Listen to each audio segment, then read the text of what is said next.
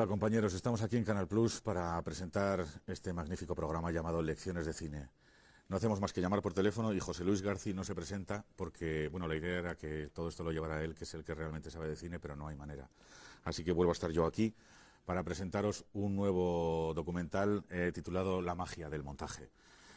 Bueno, yo podría hablaros mucho acerca de la magia del montaje. Por ejemplo, mi montador, Alejandro Lázaro, en este momento, con toda su magia, se me ha ido a Perú y me ha dejado tirado.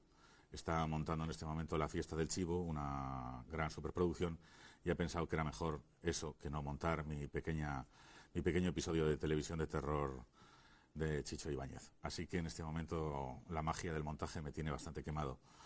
Pero este magnífico documental de Wendy Apple, en el que aprenderemos un montón de cosas sobre lo que es montaje, que también me vendrá muy bien a mí. Bueno, yo os recomiendo que no os lo perdáis porque tenemos a Spielberg, tenemos a Scorsese, tenemos a Tarantino hablando de montaje. Tarantino dice una cosa muy curiosa y creo que es recomendable. Habla de cuál es la unidad atómica con la que manejan las películas los montadores, ¿no? Si los escritores utilizan la palabra como átomo y los músicos las notas musicales, esa unidad primordial en los montadores es el frame. Bueno, él dice el frame, me imagino que será el fotograma, ¿no? Porque el frame es una cosa horrible de vídeo.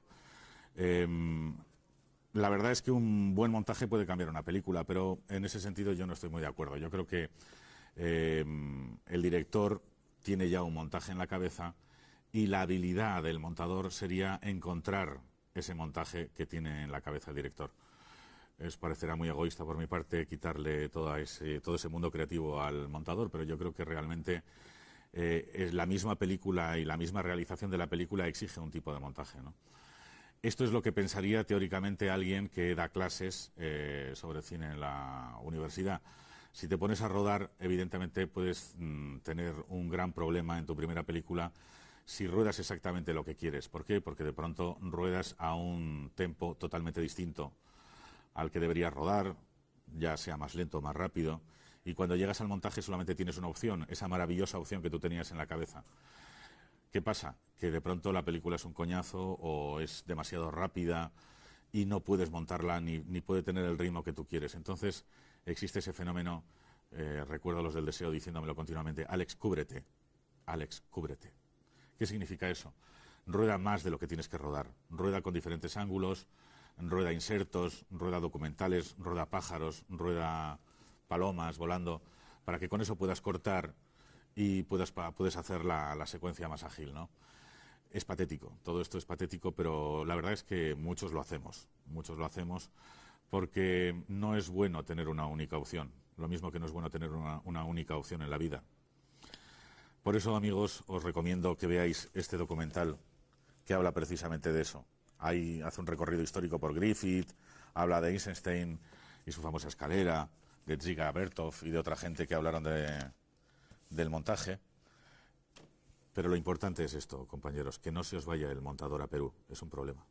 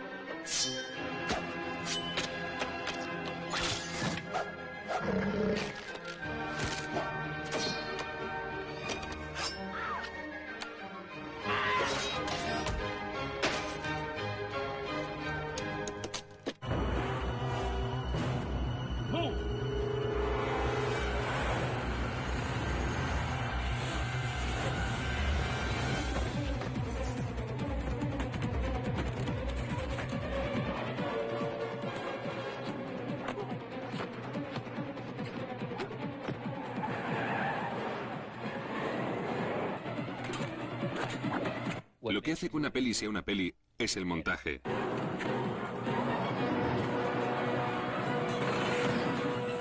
Llevo en este mundillo, no sé, unos 37 años tal vez, o algo así. Y no supe lo que era realmente el montaje hasta que no entré en una sala de edición.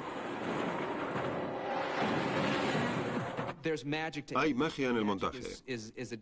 Y esa magia consiste en descubrir algo nuevo e imprevisto que mejora la película.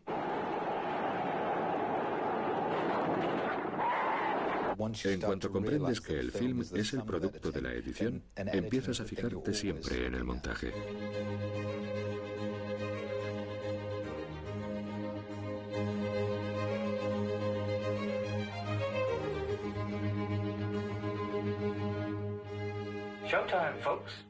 Creo que una estupenda labor de montaje evita que el director se suicide.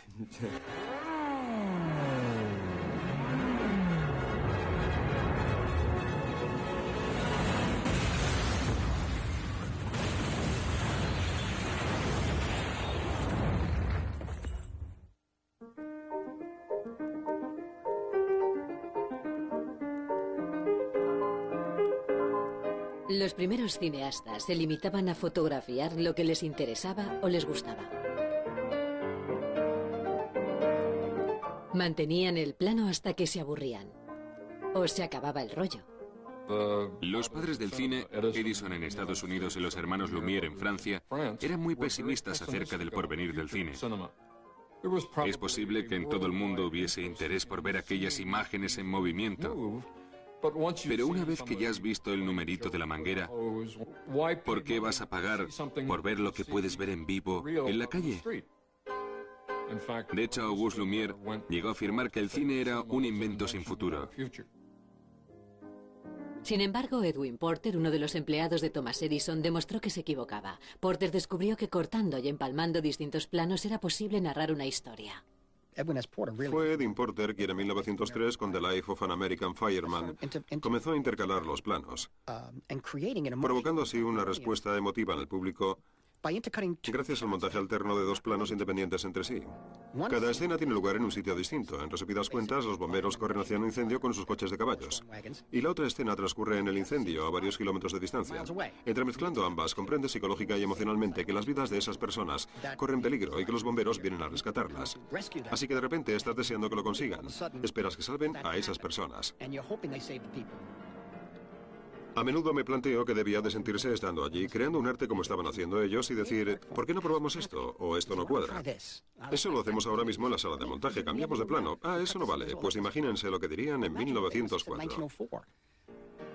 Asalto y robo al tren de 1903 fue el siguiente filme de Porter. Y ahí es donde comienzas a ver las posibilidades del montaje. No lo digo porque sea montador, pero el hallazgo de la edición fue lo que permitió despegar al cine. Es el equivalente a la invención del vuelo. Tanto el vuelo como la edición cinematográfica se inventaron en el mismo año y ambos tuvieron efectos similares.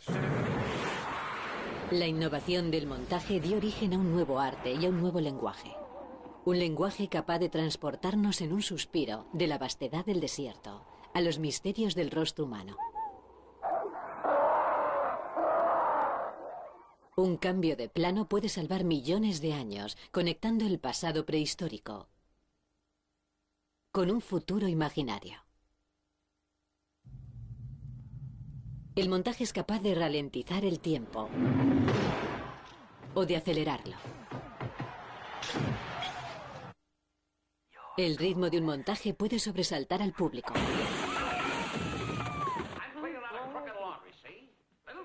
o sorprenderles.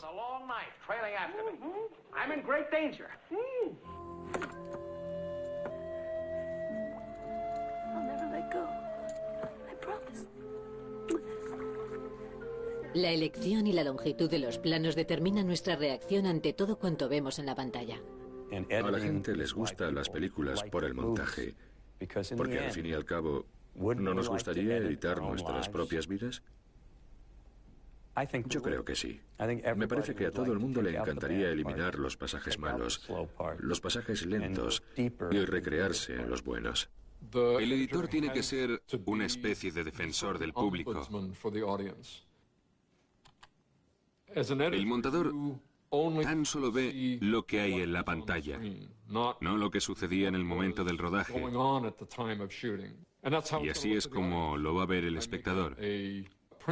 Soy fiel al principio de no asistir al rodaje, de no ver a los actores sin caracterizar, de no ver más que las imágenes que me llegan del rodaje.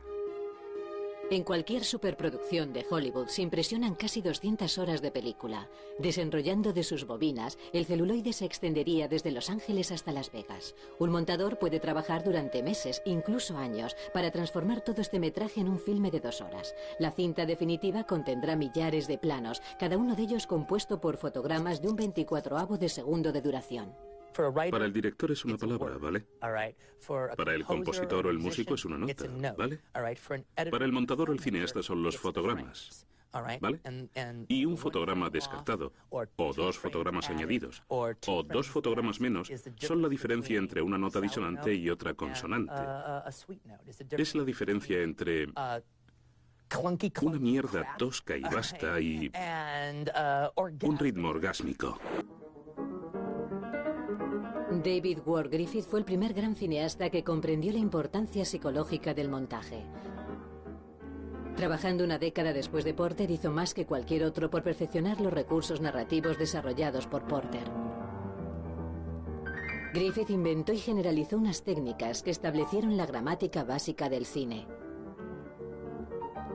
Sus melodramas fueron los primeros que transportaron al público al mundo emocional de sus personajes.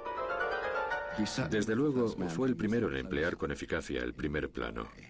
Aquello fue revolucionario, tan revolucionario que los productores se horrorizaron al verlo. Pensaron, es imposible exhibir una película así. No se puede introducir un plano tan espectacular y tan grande de una persona. En primer lugar, porque estamos pagando a este actor, a esta actriz, y queremos ver todo su cuerpo, no solo su rostro. En segundo lugar, porque el espectador no sabrá qué pensar, se quedará confuso. Pues a las pruebas me remito. Lo cierto es que el público no se quedó desconcertado en absoluto. Griffith realizó un compendio de todo ello en una cinta magnífica, El nacimiento de una nación, en la que vemos el epítome de 10 años de investigación sobre el montaje aplicados a una película. Y de repente no solo tenías primeros planos, sino también flashbacks, acciones paralelas, todo tipo de técnicas que empleaba para concentrar la atención del público en cierto sector del encuadre. Griffith fundó los principios de la edición cinematográfica clásica, y esta se basaba en el concepto del montaje invisible, en que la acción siempre era continua, fluida y ágil. El objetivo era enmascarar la edición de tal modo que el público no reparase en ella y olvidase que estaba viendo una película. Veámoslo de nuevo. Fíjense en cómo el gesto coincide en ambos planos. El montaje sin fisuras de Griffith sigue practicándose hoy en día y ha sido el estilo en boga en la cinematografía hollywoodiense durante varias décadas. Véanlo otra vez. El montaje es tan sutil que apenas si se percibe. Se trata de contar una historia y que el espectador se implique emocionalmente en el relato. Para ello, la edición debe ser invisible. Lo denominamos el arte invisible, y vaya si lo es decir, cuanto más invisibles seamos, mejor estamos haciendo nuestro trabajo. Por desgracia, la edición invisible mantenía a los montadores en el anonimato, así como en el olvido. Durante años han sido el secreto mejor guardado del cine. Los primeros editores se consideraban meros operarios, más que partícipes creativos del proceso fílmico. Observaban las imágenes situando la película a contraluz. A continuación, verificaban su trabajo proyectando el filme y realizando los ajustes precisos. El principal montador de Griffith era Jimmy Edward Smith, con el que prácticamente vivía en el estudio, donde trabajaban hasta bien entrada la noche en el visionado de los planos rodados durante la jornada. Más adelante, la esposa de Smith, Rose, se sumó al equipo de edición. Los Smith contrajeron matrimonio durante el montaje de Intolerancia. Para irse de luna de miel, Griffith les concedió un fin de semana libre. La película El último magnate de Kazan tenía una secuencia maravillosa.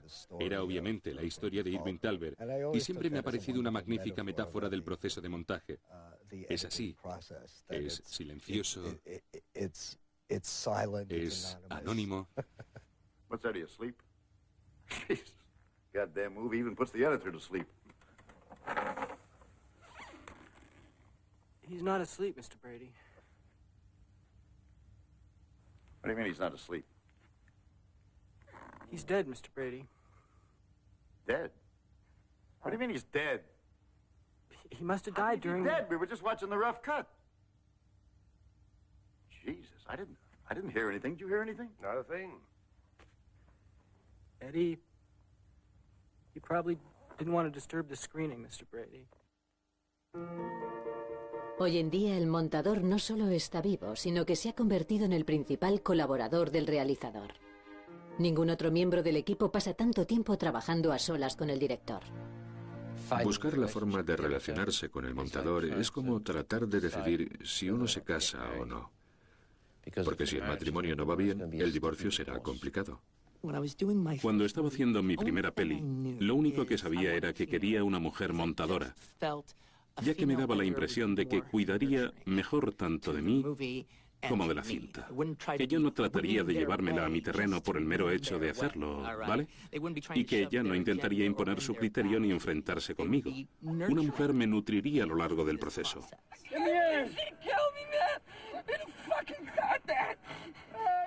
Creo que los montadores desempeñamos un papel importante al apoyar a los directores, al hacerles sentir que pueden enfrentarse a una situación problemática y estar lo suficientemente cómodos como para encararse con esas dificultades. Hi, Vincent. I'm getting dressed. Para empezar, no me da directrices, así que hago lo que creo que quiere. Y la verdad es que llevamos tanto tiempo trabajando juntos que ya sé lo que quiere. Fuck is this place? This is Jack Rabbit Slim's. An Elvis man should love it. Come on, man, let's go get a steak. You can get a steak here, Daddy-O. Don't be a... Oh, after you, kitty cat. Inicialmente la secuencia era muy larga. Era como una cinta en tiempo real. Y la misión de Sally consistió en convencerme poco a poco para ir acortándola y acortándola y acortándola y que siguiese siendo divertida y diciendo lo que yo quería decir, pero sin resultar tan pesada.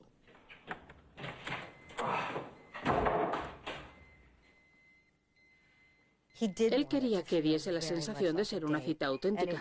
Al principio era muy larga. Tuvimos que aguantarla así durante un tiempo.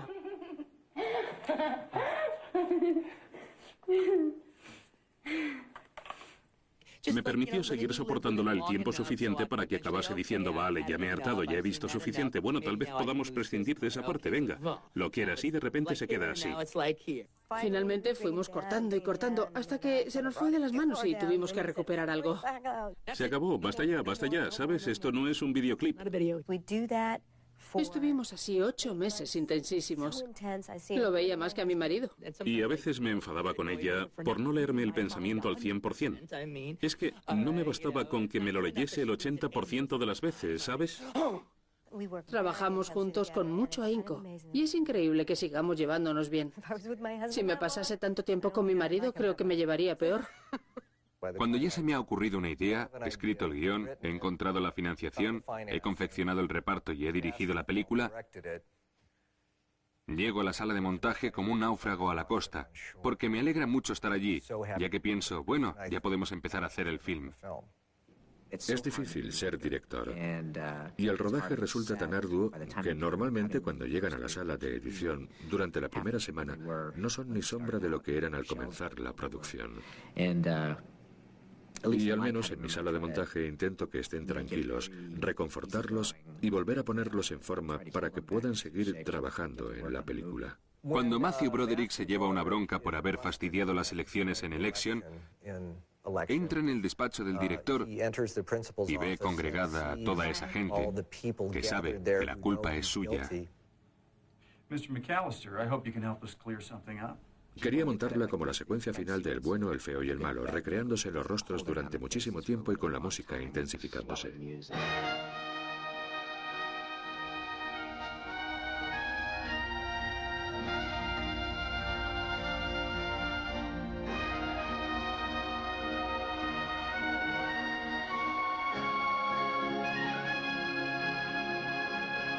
Y yo le dije, no, vamos a hacer un montaje rapidísimo e iremos encrechendo hasta el clímax. Yo no quería hacer eso, me parecía cutre y pensaba que no resultaría atractivo. Y él no quería hacerlo, no quería una cosa así en su peli, así que por fin le dije, te doy $25. Y dije, no, no lo haremos. Y saltó, vale, 50. Y dije, no. Y dice, no. Y dije, 75. Con que me dio un pagaré que decía, vamos, que le debía $75, así que le pagué los $75 por hacer aquel montaje y así es como quedó.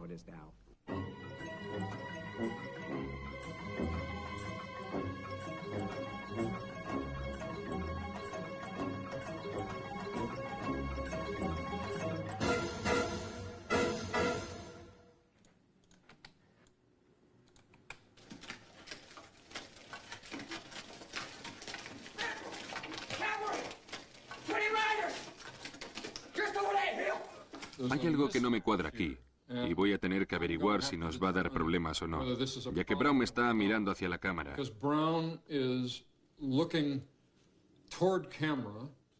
Pero cuando cortamos, mira hacia la izquierda. Podemos hacer que llegue Jeremy y cortar para que la cabeza de Jeremy enmascare la de Brown. Y así no se note la incongruencia. Bueno, voy a marcar este fotograma y voy a eliminar esta parte, que son 1, 2, 3 fotogramas. Y ahora voy a verlo en su contexto para ver qué tal queda. Bien, hay que tener cierta personalidad para disfrutar de esto. Es casi como dedicarse a hacer joyas. Hay que tener paciencia para fijarse en esos planos individuales y ver cómo se combinan entre sí. Pero al mismo tiempo tienes que ser capaz de apreciar el conjunto de la película y cómo se articulan esos planos en el contexto de la secuencia. Luego cómo encaja esa escena en la estructura general del filme y después cómo se integra esa cinta en la sociedad. Así que es como una caja dentro de otra caja dentro de otra caja y...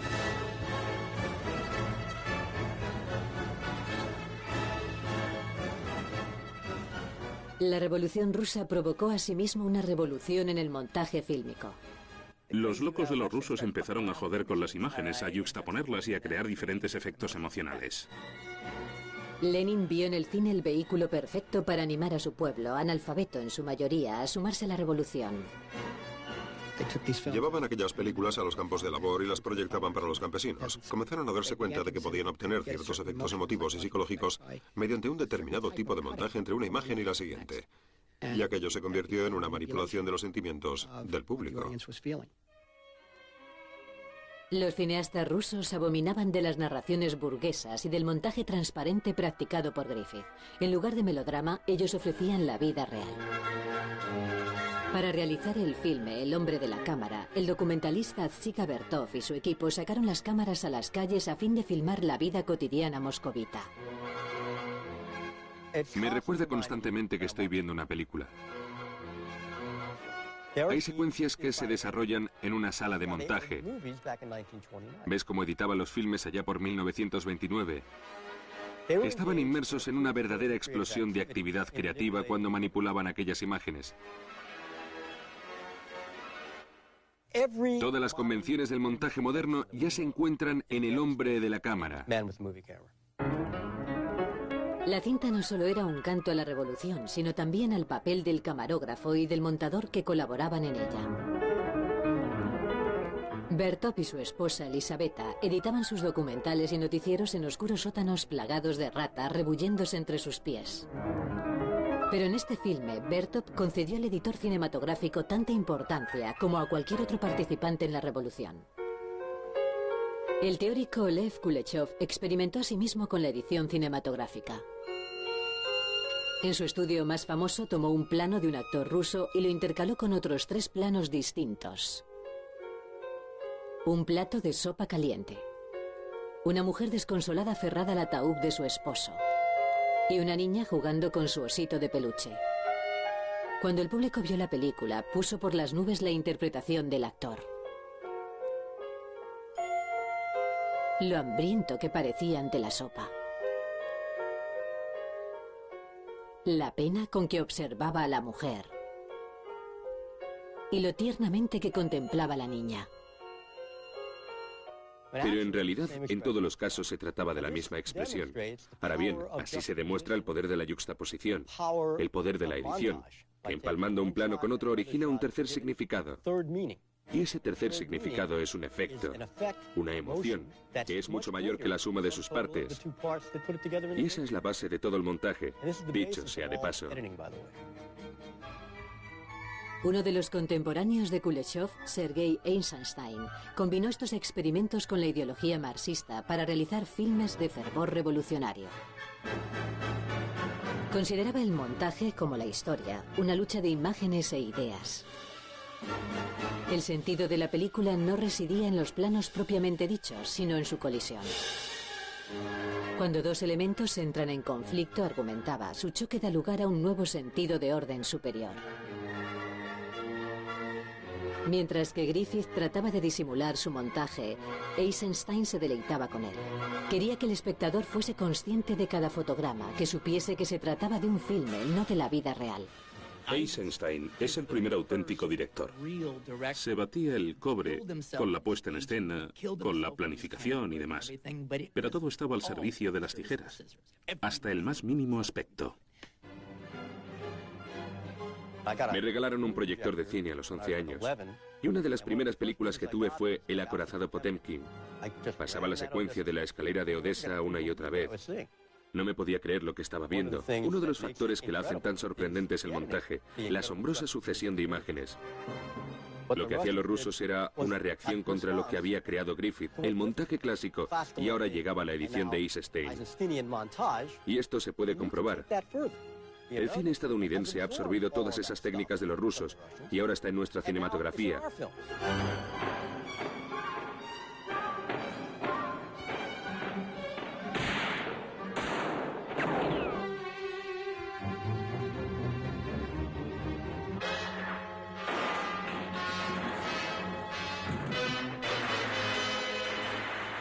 La verdad es que muchas de esas técnicas nos las hemos apropiado y las empleamos cotidianamente los montadores que trabajamos aquí, en Hollywood, California, en las películas de acción, ya que nosotros tratamos asimismo de obtener una respuesta de los espectadores. También queremos levantarlos de sus butacas, sacarlos de su complacencia, si bien no necesariamente por motivos revolucionarios, sino simplemente para que se lo pasen estupendamente en el cine.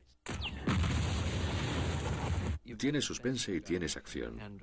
Y en las dos películas de Terminator descubrí que era una buena combinación intensificar el suspense en el contexto de un film de acción.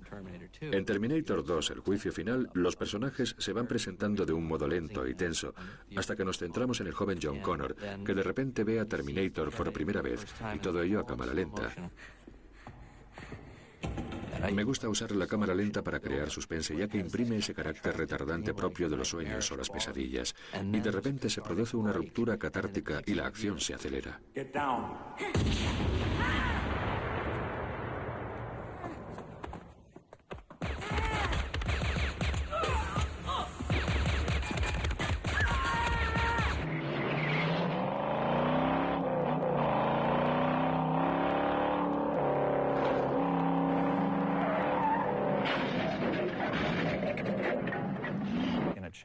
En una persecución, o algo va bien o algo va mal. Y eso es lo que quieres acentuar. Y el ritmo es una de las formas de conseguirlo. También buscas introducir picos y valles para crear ese ritmo. Las persecuciones son un trabajo magnífico para un montador. No es que quisiera ponerme a dieta de persecuciones, pero hacerlas de vez en cuando resulta muy divertido. Mi favorita es la persecución del canal, como la llevábamos de Terminator 2, el juicio final.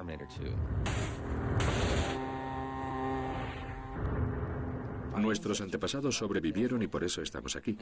De modo que en las reminiscencias reptilianas de nuestro cerebro llevamos grabado algo que nos impulsa a identificarnos con la idea de la persecución y la huida. Por lo tanto, nos sometemos a esa especie de simulador catártico cuando vemos una película y llegamos a experimentar ese miedo sobrecogedor a ser perseguidos. Es una forma natural de estimulación. La edición puede acentuarla, agudizarla. El tempo del montaje, la variedad de los planos empleados, la diversidad de formatos en la imagen de las reacciones de los personajes, de sus ojos. Todos estos elementos están en la paleta. Gracias a la manipulación y la yuxtaposición, puedes amplificar ese estímulo. En la década de 1930, la industria fílmica creció aún más. Los estudios introdujeron el cine sonoro, transformando radicalmente la producción cinematográfica. Hollywood se reconvirtió conforme al modelo de la producción en serie. Los estudios de cine producían filmes casi a la misma velocidad que Henry Ford fabricaba automóviles. No quiero que sea buena, declaró Jack Warner. La quiero el martes. A partir de entonces necesitabas un sistema industrializado para que todo funcionase. En los primeros 20, 25, 30 años del cine, un buen número de montadores eran mujeres. Se consideraba un oficio femenino ya que era como hacer punto, como la confección de tapices, como la costura. Tomabas unos pedazos de material, que eso es la película al fin y al cabo, y los empalmabas entre sí. Con la llegada del sonoro, los hombres comenzaron a infiltrarse en los departamentos de montaje, porque el sonido era algo, de alguna manera, eléctrico, algo técnico. Ya no era como tricotar. El advenimiento del sonido acrecentó la importancia del editor hollywoodiense. Durante las décadas de 1930 y 1940, los directores rara vez entraban en la sala de montaje. Del control de la edición se encargaban los estudios, a través de sus supervisores de montaje. Uno de los más poderosos fue Margaret Booth, supervisora de montaje de la Metro-Goldwyn-Mayer durante 30 años. Puesto que había realizado con gran éxito la transición al cine sonoro, atrajo la atención del legendario productor Irving Thalberg, que fue el primero en denominar montadores cinematográficos a los cortadores, comenzando por la propia Booth. Supervisaba todas las producciones y tenía voz y voto en casi todas ellas. Posiblemente Maggie fuese la mujer más implacable y temida de la Metro-Goldwyn-Mayer. La gente se estremecía cuando oía que estaba al teléfono, o irrumpía en la sala de montaje, o recibía una llamada, baja a la sala F, que era la suya. Pensabas, Dios mío, ¿qué habré hecho ahora? Margaret decía a los editores, eres el responsable del ritmo de la película, es competencia tuya extraer las mejores actuaciones de nuestros actores. Es responsabilidad tuya mejorar la película todo lo que puedas. Margaret Booth solía decir, si crees que hay que cortar en un punto determinado tanto si cuadra como si no, corta. Se corta buscando la emoción. Y se consigue mucho actuando así. Y yo la he oído gritar a otros montadores que le decían, no concuerda. Y ella replicaba, no me importa, ¿sabes? Corta. Booth, como otros grandes montadores de estudio de su época, contribuyó a la creación de muchas de las estrellas de la Edad de Oro de Hollywood. Hoy en día, los editores siguen haciendo lo mismo. La verdad es que en la sala de montaje tenemos un control absoluto sobre la interpretación del actor. Muchos no lo reconocerán. La mayoría de los actores aprenden enseguida que conviene llevarse bien con el montador, ya que su actuación depende de él en gran medida, así como de su gusto y de su talento. Vemos los planos de la jornada y la toma 5 es espectacular. Es estupenda. Pero también hay algo maravilloso en la toma 7. Y en la 4 y en la 3. A veces el actor ve la secuencia y dice, vaya, es fantástica, has usado la toma 5. No sabe, no se da cuenta de que has utilizado distintas partes de cada interpretación. Y el montador es la persona responsable de encontrar esos momentos en cada actuación. En cuanto a instinto básico, creo que, en gran medida, la extraordinaria interpretación de Sharon Stone también se debe a Frank Urioste. Invirtió una enorme cantidad de tiempo en la selección de las partes de cada toma que él consideraba importantes. Al editar la secuencia del interrogatorio, emplear el montaje clásico de plano contra plano siguiendo el diálogo, habría quedado más bien soso. Tuve que crear sus miradas y las de él. Están manipuladas. En realidad no se rodaron así. Tomaba un fragmento de Michael Douglas mirándola, extraído de otra parte de la secuencia, y un segmento de plano de ella mirándolo a él, entresacado de otro punto de la escena. Sharon preguntó si podía verla y respondí, sí, está terminada. Sharon subió y dijo, tenéis que eliminar esa escena. Y pregunté, ¿qué escena? Y ella replicó, ya sabes qué escena, la del interrogatorio. Todo el mundo temía que aquellos planos perjudicasen su interpretación. E incluso, creo que Sharon sigue pensando que perdió la nominación al Oscar por culpa de esos planos. Le dije, Sharon, esa secuencia te va a convertir en una estrella. Y Paul le dijo, la rodaste, sabías lo que estábamos haciendo y en resumidas cuentas me gusta y queda bien. Y ya saben, el resto es historia. Siempre he pensado que el montador es más objetivo que el director, porque él no ha estado presente en el rodaje, no ha confeccionado el reparto, no ha realizado los storyboards, no se ha pasado 1 año y medio inmerso en la preproducción. De modo que el editor tiene la mirada más objetiva de todo el entorno creativo.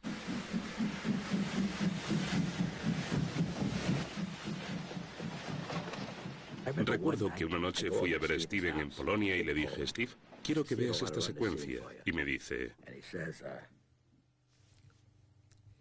vale. Le paso la escena, me mira y dice, hasta mañana. Y se marcha. Qué forma de implicarse emocionalmente en la secuencia. No se podía creer que la hubiese filmado él. Le pareció sumamente realista. Aquel filme nos afectó mucho a todos. Contiene algo que te cautiva. Cuando se trata de sentimientos, cuando la gente tiene problemas en su vida, hay algo que te conquista, que va más allá de tu consciente. Aunque parece un ejemplo excesivo, cuando estás montando una película de este tipo, debes ser capaz de disociar. Tienes que ver cada elemento como una escena y construyes la secuencia y haces todo lo posible por mejorar cada escena. Y cuando todo se fusiona, extraes toda su fuerza.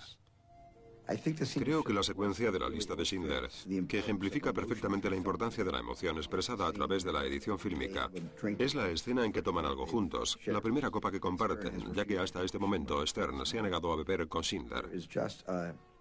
Tiene un ritmo que me resulta muy emotivo, muy hondo, profundamente sentido.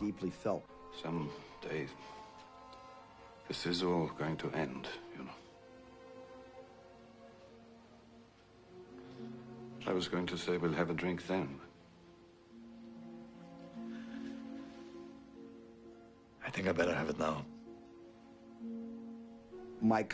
La decisión de Mike Kahn de cuánto tiempo pasaban los personajes mirándose mutuamente, estudiándose y pensando en sus sentimientos, se tomó en la sala de montaje.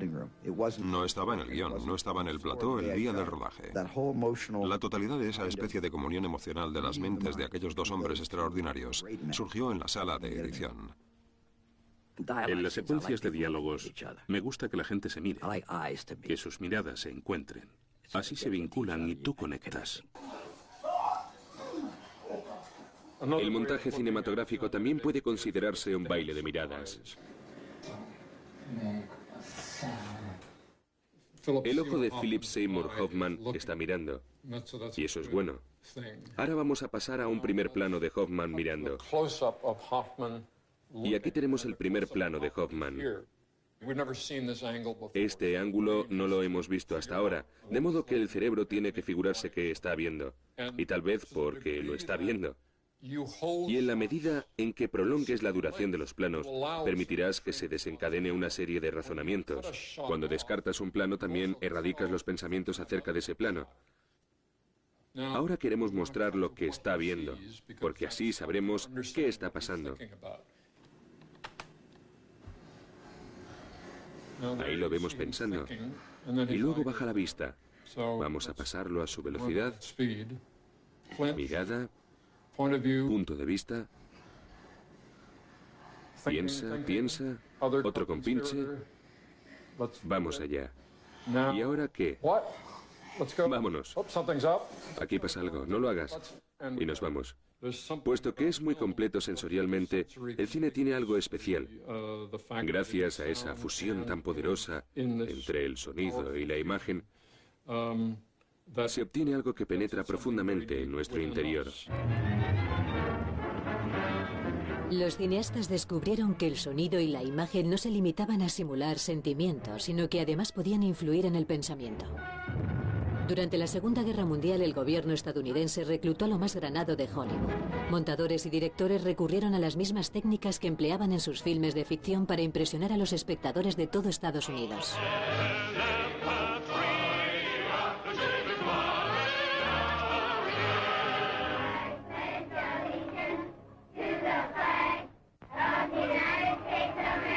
Los reclutas de Hollywood aplicaron su saber cinematográfico a filmes propagandísticos tales como Why We Fight. Los líderes políticos, así alemanes como estadounidenses, eran conscientes del poder de la imagen y el sonido para manipular al público.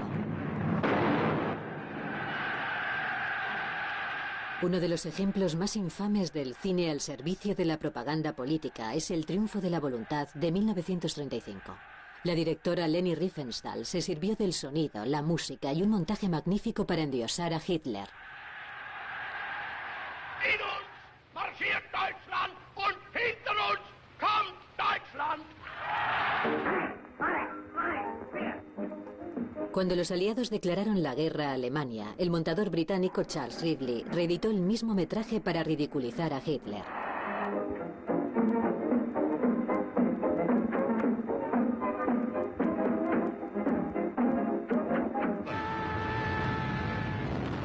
Tanto si se usaban con fines propagandísticos como recreativos, estas técnicas demostraron el gran potencial del montaje para moldear corazones y mentes.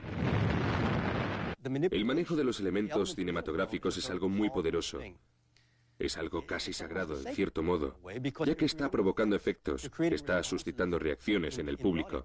El montaje es manipulación. Manipulamos la realidad que ve el espectador, ya que buscamos una respuesta determinada del auditorio, ya sea una carcajada, un suspiro o un susto. Todo está manipulado. Y hay gente que dice, tal director ha manipulado al público. Hay que ser ingenuo porque nos dedicamos a manipular. Después de la Segunda Guerra Mundial, Hollywood continuó produciendo filmes tal y como lo hacía antes de la contienda. Aunque los montadores ya se habían sindicado, la gran mayoría de la industria seguía sin considerarlos más que operarios sumamente cualificados. Había un hombre llamado Owen Marks que montó El bosque petrificado, Casablanca, El tesoro de Sierra Madre, Al este del Edén. Sus films son inmortales, pero el hombre es completamente desconocido. Y esto, de algún modo, simboliza el modo en que los editores han sido ignorados en la literatura sobre Hollywood. Los editores trabajaban en la calle de los cortadores y se esperaba de ellos que se ciñesen a las normas establecidas del montaje. Si reflexionamos acerca de las películas que se hacían entonces, había cierto lenguaje cinematográfico muy característico, ciertas formas de presentación, un plano largo, los dos personajes, uno y otro.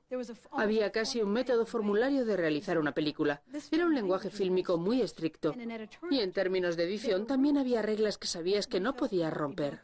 Primero tenía que venir el plano general. Y luego, si tenías un plano por encima del hombro, iba ese plano por encima del hombro. Y jamás pasabas al primer plano.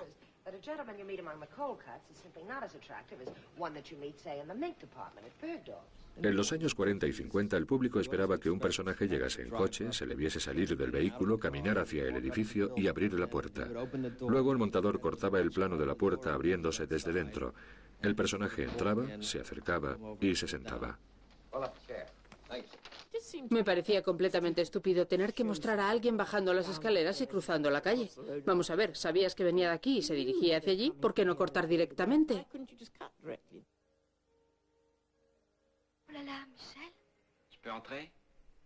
En Francia, un grupo de críticos cinematográficos reconvertidos en directores pusieron en tela de juicio la doctrina del montaje invisible y suscitaron una revolución entre los montadores.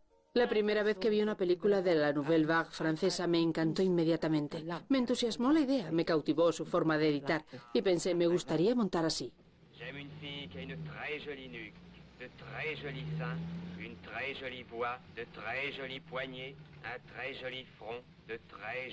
Godard empleaba cambios de plano abruptos y lo hacía porque pensaba, ¿por qué no? Entre medias no sucede nada interesante, con que saltémonoslo. Cuando vi al final de La escapada, la brutalidad de Godard me dejó pasmado. Lo que aportaron al montaje fue una contravención de las reglas. Todo cuanto decían los libros, hay que hacerlo así. Ellos lo quemaron. Al final de La escapada es demasiado moderna para mí. Soy del Lower East Side de Nueva York, italo-estadounidense. Demasiado beat, demasiado picnic, muy bohemia, demasiado innovadora. Me gustó, pero no me enteraba de qué leches pasaba. La primera vez que vi al final de La escapada en los años 60 me quedé... Vaya, en los 5 primeros minutos, la secuencia en la que se presenta al personaje de Jean-Paul Belmondo como un ladronzuelo ya ha infringido las normas que dictan la duración de los planos, la continuidad de la acción e incluso cambia de eje. Y pensé, o bien este tío no sabe lo que se hace, o bien tiene tal confianza en su dominio de la gramática fílmica que está tratando de mostrarnos una nueva manera de utilizar el material con el que cuenta para narrar la historia.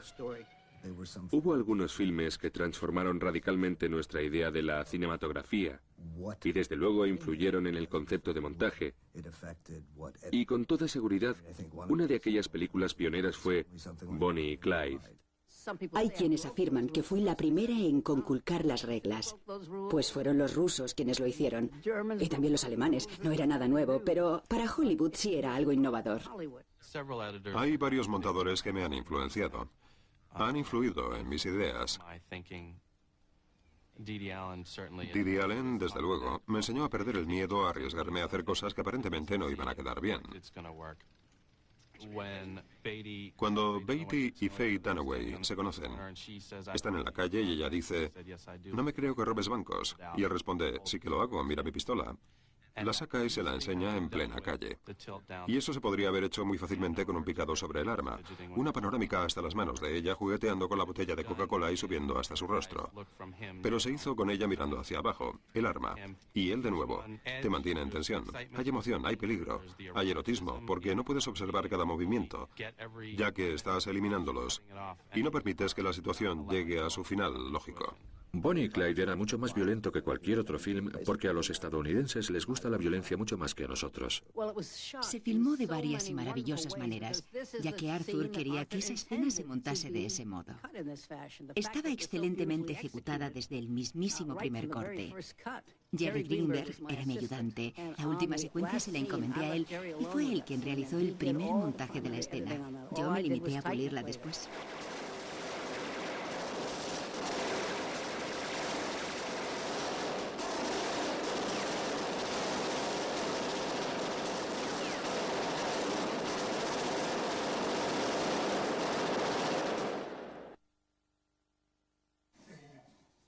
Así que salen tratando de huir antes de que él los atrape. Y de repente aparece la caballería. En resumidas cuentas, el filme debe de tener unos 5.000 planos. Y todos y cada uno de ellos tienen que ser los planos idóneos. Y deben estar en el lugar apropiado durante el tiempo preciso. Otro cambio que ha experimentado el montaje es el acelerado ritmo de las películas, un motivo de controversia entre los cineastas. Hace 30 años, un duelo a espada probablemente se resolvía con un plano general y un par de planos contra planos.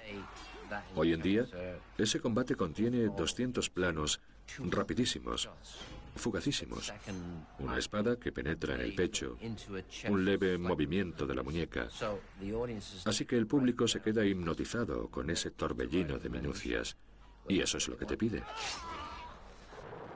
Puesto que los chavales de hoy se han criado con la televisión, la MTV y los anuncios televisivos, no solo son capaces de procesar la información más a prisa y de comprender el significado de las imágenes, sino que además lo exigen. Pero el montaje rápido no se ha inventado ahora ni es cosa de la MTV. No hay más que fijarse en el trabajo de Lou Lombardo en 1969 en Grupo Salvaje de Sam Peckinpah.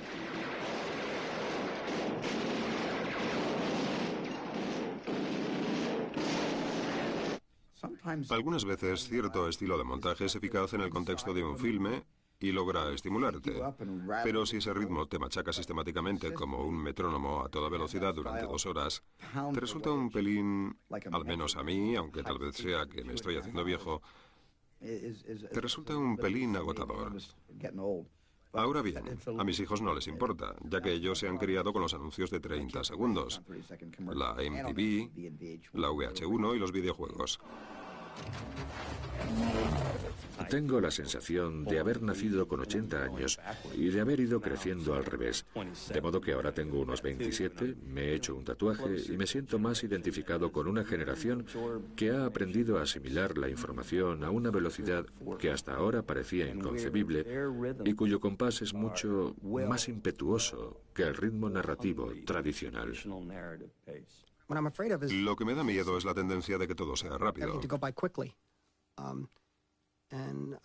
Y temo el efecto que pueda tener sobre la cultura. Se inculca la idea de usar y tirar en lugar de involucrarse con algo, de tomarse tiempo para observar y experimentar el tiempo de un modo diferente.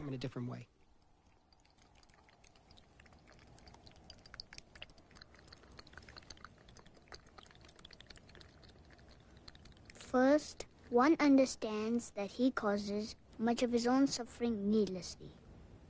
Second, he looks for the reasons for this in his own life. To look is to have confidence in one's own ability to end the suffering. Finally, a wish arises to find the path to peace. For all beings desire happiness. All wish to find their purer selves.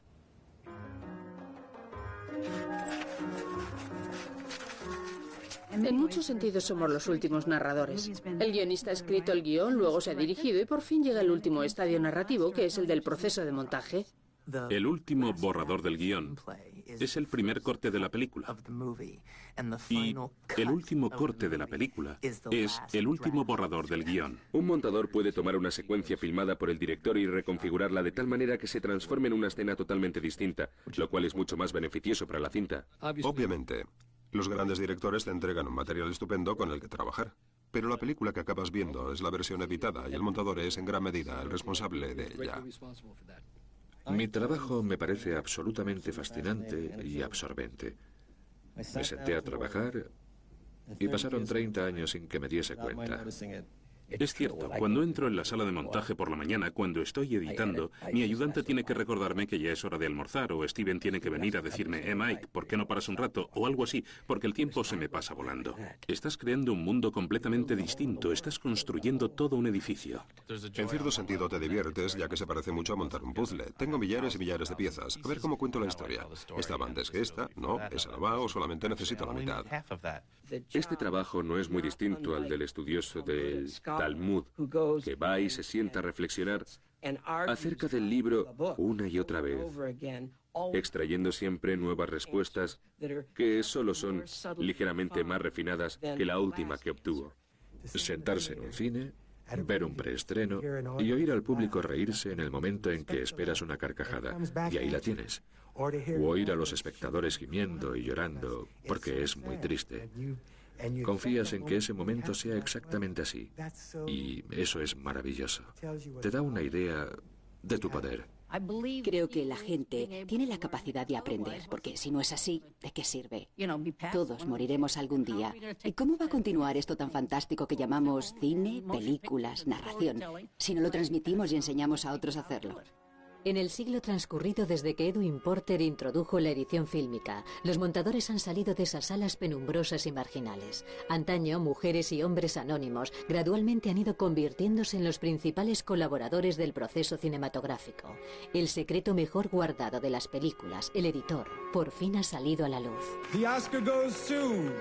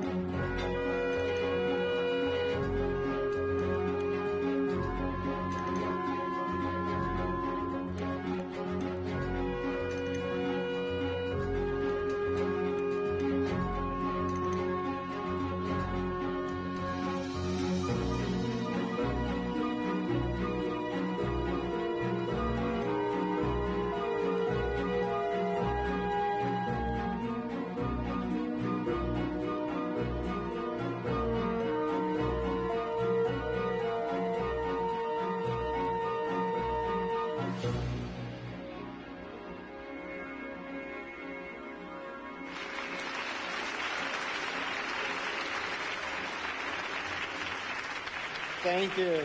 Thank you so much.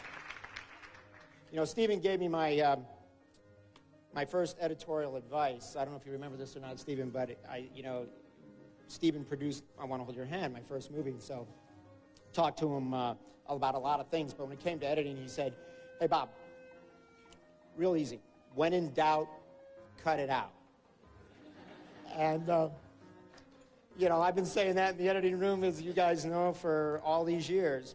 Steven also was able to, you know, when I was making that movie, Steven just bought, like, his first mansion in Beverly Hills. And he said, hey, I got this great pool house. And you guys don't have to edit on the lot where there's no windows in the editing rooms. You guys can edit in this pool house. And we said, hey, that's great. So we went in the back of Steven's house, and we were editing I Want to Hold Your Hand in the Pool House. But the strange thing kept happening. We'd get there in the morning, and the editors would pull the reels off the racks, and all the sprockets would be torn up, and there'd be, like, ripped film. And, of course, you don't have to, you know, think very far to figure out what was really happening. So I asked Steven about it one day, and he said, well, you know, sometimes I can't sleep, and so I thought I'd go up to the pool house and run a few reels. ¿Pero qué sucede en la sala de montaje? Te sientas, hablas de chicas, dices palabrotas, te tumbas en el sofá, te lo pasas bien y comes chocolatinas. Y como dije antes, cuando alguien oye que llega el director, lo tiras todo, te incorporas y haces como si estuvieses trabajando y tal. Eso es lo que hacen los montadores.